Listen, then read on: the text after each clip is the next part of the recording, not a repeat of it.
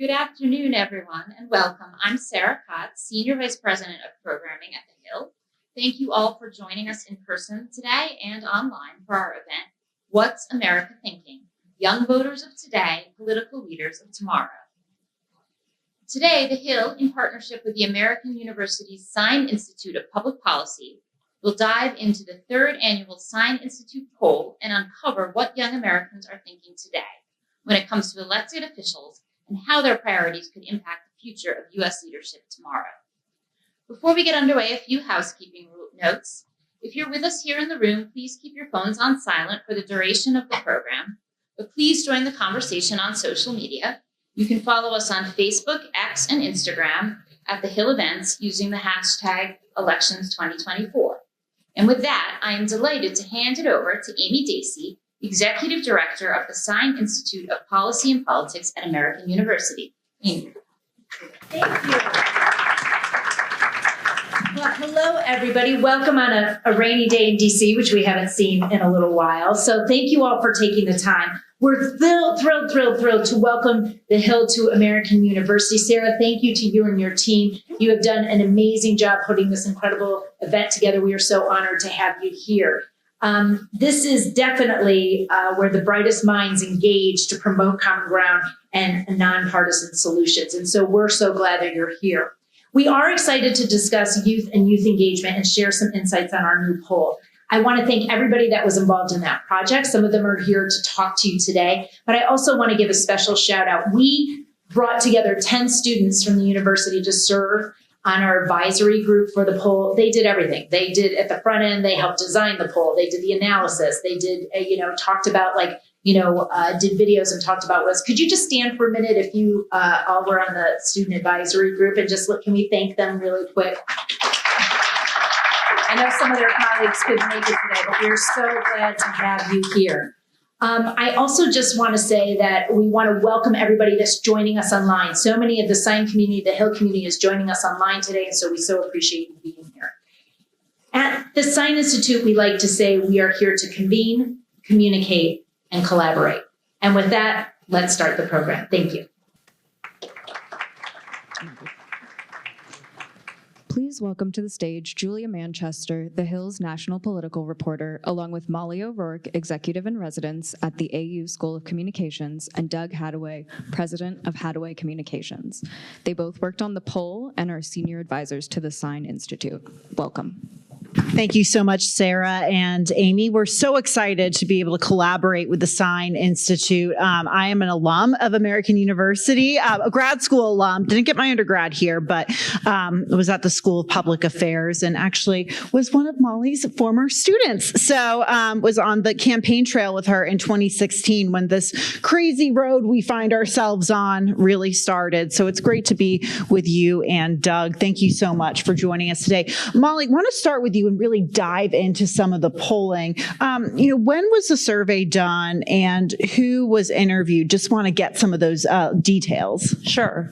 So thanks, everyone. Is this working? Great. Okay. I'm thrilled to be here for the third annual Sine release of the poll, the first one happening in a presidential year. And so I think our focus this year on how young Americans see and view political leadership is especially fitting. And to answer your question, the survey was over 1,200 interviews, so a robust sample online of 18 to 34-year-olds, and regardless of registration status. So we had both registered and unregistered respondents, and we did oversamples of Black, Hispanic, and LGBTQ plus respondents because we wanted to be able to report out results for them. And I think what's unique about this survey is that we really tried to go beyond diagnosing a problem that we know is there, that people are disappointed and frustrated with political leadership in this country. Young Americans are no exception. They may have a distinct point of view, but we wanted to do more than just document or reinforce that. We really wanted to move to the next stage of trying to come up with some prescriptions or some cures. What would the fix look like? Doug, we are inundated with polls, those of us that work in politics and in media. We get so many of them. So, and particularly recently on young voters, we know that 40 million members of Gen Z will be eligible to vote in November. So they're a big voting bloc. But talk about how this poll is different and tell us about the top 4 leadership styles that these young Americans are looking for. Yeah, I was excited to take part in it, partly because my passion in this work is bringing insights from the social sciences to help us understand how to communicate with people, how do people understand things, what motivates them, et cetera. And Molly did some very cool methodological innovations in this, which she can talk about more. But this piece of it was getting beyond looking at policy agendas and resumes to what kind of leaders are young people looking for. And the inspiration from that came from decades of research in political science, which started on what do people look for in presidents.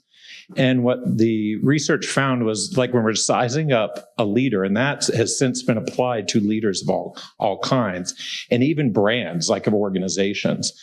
We're not like looking at their resume, or like when people watch a debate, most people aren't sitting there doing a checklist on who won the debate and do I agree on everything. They're sizing them up as people. And it's interesting, those insights were developed into sort of a framework for how do you win trust? How do leaders win trust? So it turns out when we're looking at leaders, or kind of anybody, the sort of our subconscious, the way we judge whether it's somebody coming into our view, we do 2 things. We quickly assess, often subconsciously, do they mean me well or ill? And are they capable of doing me well or ill? This is like our survival toolkit. And so do I trust this person who's, coming to my view? So the research has fleshed out a number of dimensions, which they call strength and warmth. Competence in leadership meets empathy and integrity. So we can explore, so that's what we did. Well, what are young people looking for when you look at that sort of basket of leadership traits? What kind of leader? And the student advisors came up with their own that they put in the mix, which is exactly how you want to do this kind of research. And we tested 8 different traits, and 4 rose to the top: integrity, authenticity, inclusivity, and compassion. So I'll stop there. We can talk more about those, but that was one of the cool innovations of this. I'll just add, in terms of the methodology, what we did is with our student advisors developed kind of mock scripts that a hypothetical candidate might make in appealing to voters. And each of those scripts emphasized a different leadership quality or trait, like Doug just described. And then we asked our respondents, because we know young people like to interact with surveys in a way that they're not just responding to kind of batteries and issue lists, but to really make this interactive as part of our effort to come up with a prescription or a solution. So to listen and then to rate and interact with these audio clips, we used an AI generated voice so that it was gender neutral, because I've done a lot of research to know that there are important gender differences when candidates make different pitches. So that was an example of one of the unique methodologies that we brought into this poll to, again, try and kind of get us beyond just, okay, here's the problem, but what are some of the solutions? I think one stat from the poll that really stuck out to me was 83% of young voters said they were worried about the state of democracy. That's a pretty bleak number. How does this impact, and I want to get both of your takes on this, how does that impact voter enthusiasm? Does it drive these young voters to go out and make a difference, whether they're Republican or Democrat, and really get involved in politics, policy making, or does it make them feel that they should stay at home, more pessimistic? I'll just jump in and say, I think that in part, that's the challenge of both campaigns, right? Is that there is this anxiety about kind of what's going on with the country. Another interesting finding is that there's a really significant gap when we ask young Americans how they feel about their own future for themselves personally. It's pretty high. But when we ask them how they feel about the future for the country, it's dramatically like 30-point gap difference. And so that anxiety and nervousness can translate a lot of ways. And what we're, I think going to be seeing in the next 6 weeks is really an attempt to harness that momentum and that energy among young Americans and get them out to the polls. Right. I think this trust framework gives you a way to assess this. One angle on democracy is, do I trust the democratic institutions? Is my vote going to be counted? Does it matter even if it is? Are the institutions going to respond to me? That's one of the cool things about this. There's insights in there for leaders and organizations of all kinds, including people who are in elective office, to instill confidence and earn people's trust, which goes beyond cool messages. You actually have to walk the talk. I think you hear both campaigns, just looking at the presidential level, the Trump campaign and the Harris campaign, obviously talk about democracy, but with the Harris campaign in particular, they have made democracy and protecting democracy very central to their messaging.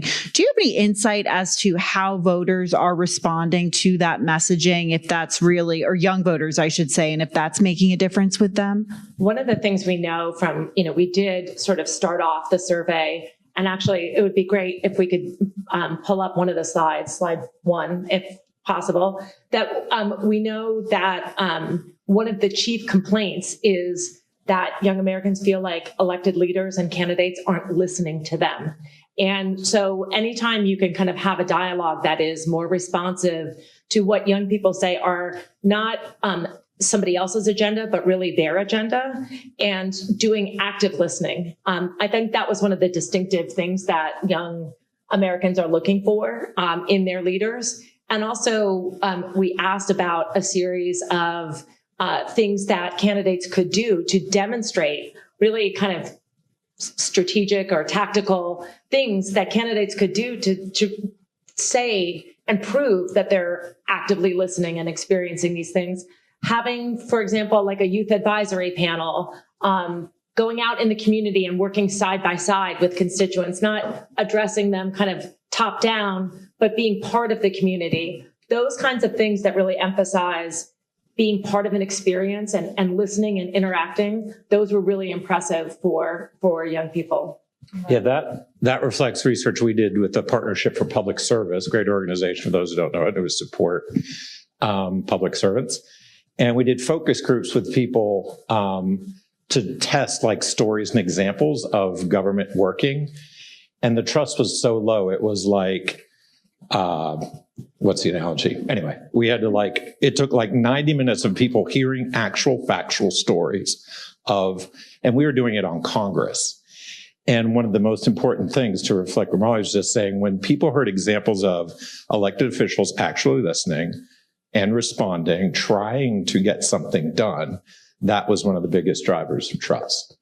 Molly, you brought up an interesting point talking about youth advisory boards, getting into the communities, meeting these voters where they are. And it's interesting, ever since we saw Harris become the presumptive Democratic nominee, there's been, and you see this on the right as well, I'm just going to use her as an example, there's been this groundswell of online energy, whether it was, Brat Girl Summer, Swifties for Kamala. I mean, the endorsement from Taylor Swift itself, there's been a lot of questions as to, how does this play, into the campaign? Can Taylor Swift use her, very unique, massive reach to, reach some of these voters? But that, I don't want to call it noise from online, but that energy online, I mean, are we reading too much into it? Is it more, should campaigns be paying more attention to reaching young voters online where they can reach a massive number of voters, or do they need to put in the time and effort to go into the communities in person? Well, I think it's ideally it's both. Both, yeah. But I think the Harrison-Walz campaign has been credited, I think rightly so, for demonstrating or generating that momentum by, for example, when Harris became the nominee, and part of her opening week was listening and understanding, I want to be a president who helps Americans achieve their American dream. And then she's kind of developed an agenda around housing and other things. And also Harris, just as a high school teacher who is used to being able to kind of interact and have conversations in a very authentic, natural setting. I think those things have been really exciting for young Americans to see traits that they don't typically see certainly in presidential and vice presidential candidates. Doug, one fascinating thing I've learned talking to Gen Z voters, I'm a millennial, so it's great to get their perspective, but they're not as interested in the figurehead or the person. So it's not, from what I've gathered, it's not necessarily the politician. They want to hear that this person is supportive of the issues they care about, whether it's the environment, LGBTQ plus issues, the economy, et cetera. Do you get that? What are the issues that, from what you found in this research, young voters are most passionate about? I want to speak to the traits and let Molly speak to the issue. She's more on the traits. I mentioned integrity, authenticity, inclusivity, and compassion. And the method was, what's important to you? And then we asked about the candidates. And Harris was winning all of those. So they were seeing a kind of leader. That's what this says. They are seeing a kind of leader there that gives them a lot of confidence. And I think where the trick in these things is stated voting intention of poll does not necessarily translate into going out and voting is the biggest, right? That's the biggest thing. Back to your question, Right. like you have to engage with people in a real way to get them to vote. And the survey went into that. What were some of the obstacles? Yeah, I would just add that the issue agenda that young people are voting on isn't actually all that different than it is for older Americans. This is an election that is very much about the economy, cost of living, and feeling as though you're going to be able to afford and grow into even modest goals of being able to own a house someday, being able to have a stable career, not have your health care depend on your job or feeling stuck in a job, eventually being able to have childcare and raise a family. Absolutely. One issue I want to touch on, and this was an issue that many students and faculty on college campuses dealt with quite a bit during the spring, was the reaction to the Israel-Hamas war. A lot of news coverage about the U.S. response to that war and how it's played with Palestinian Americans, with Israeli Americans, Jewish American students. But I thought the finding from the poll was fascinating. 35% said they were aligned with caring about Israel and Gaza, but only 18% said they took action. I just, as someone who's covered the political response to this, I guess I would have expected that to be a larger number. I just wanted to get your take on this. Was this something that, I don't want to say was over exaggerated by the news media and politicians, but, how is this really played among young voters? Well, I don't want to minimize at all the energy around that issue, but it is with a very specific audience of young Americans. And so, yes, a lot of that was taking place on college campuses. And so it was very visible. And credit to those young people who were speaking out on that. They were extremely smart about being able to, be media savvy and get attention. And so it's not to minimize that at all, but I think you're right that we should put it in perspective, that is not the dominant issue for most young Americans. They are really very much about kind of their daily lives and the support and resources they need to help make their daily lives just a little bit easier. And you said about 18% said they took some kind of action. Yes. Between 10 and 20 is about what you're going to see people actually taking action on issues they care about. So people will care about a lot of issues, but we have limited energy and knowledge about how to take action and that sort of thing. So you often, or it's the data on social media activity too. It's about 2% of the people create almost all the content on social media. About 10% are sharing it, and everybody else pretty much observing. That is a decent rule of thumb to think like, so 18%, that's a lot of action. But that's another area